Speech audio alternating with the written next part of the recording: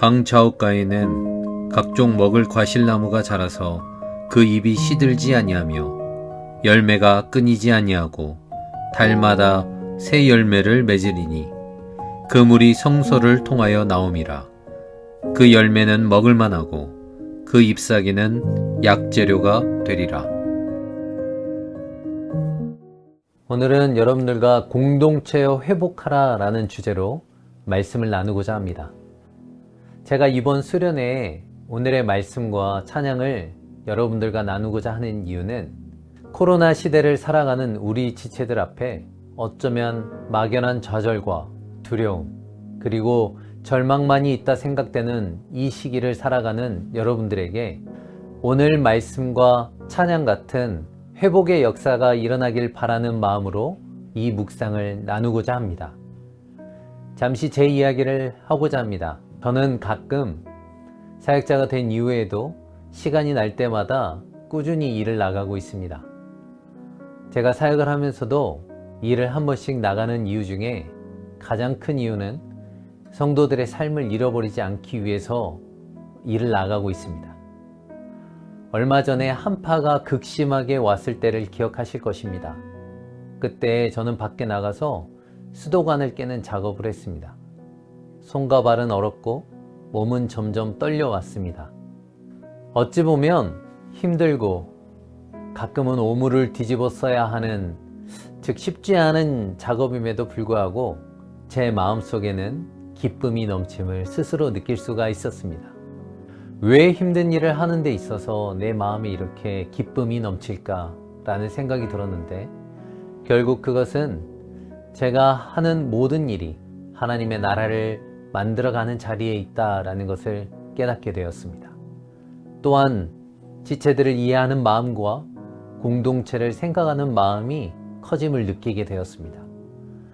그러면서 세상에서 코로나로 지쳐있고 삶의 이 모양 저 모양으로 지쳐있는 우리 여러 지체들이 생각이 났습니다. 얼마나 지치고 힘이 들까? 그리고 두려울까?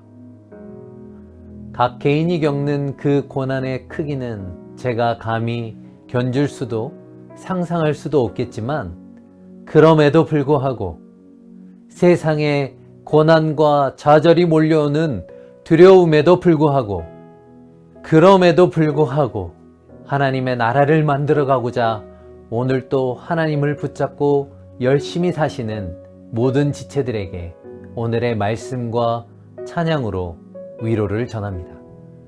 하나님은 생수의 강이 흘러나오게 하실 것이며 세상을 회복시킬 것입니다. 그 중심은 바로 이 공동체이며 우리가 사랑하는 교회며 바로 여러분인 것입니다. 교회를 사랑하는, 섬기는 여러분들이 있어 정말 감사하며 또 감사합니다. 분명 하나님께서는 이 교회를 통해, 공동체를 통해, 그리고 여러분들을 통해 그리스도의 나라를 만드실 것이며 세상을 회복시킬 것입니다. 그것이 바로 하나님을 믿는 믿음 안에서 나온다라는 것입니다. 오늘 본문에 나오는 이 시기도 막연한 두려움이 있었고 좌절과 절망만이 있던 시기였습니다. 선택된 백성이지만 그런데 그 나라는 멸망하고 회복될 기미는 보이지도 않고 막연한 두려움만이 있던 시기였습니다.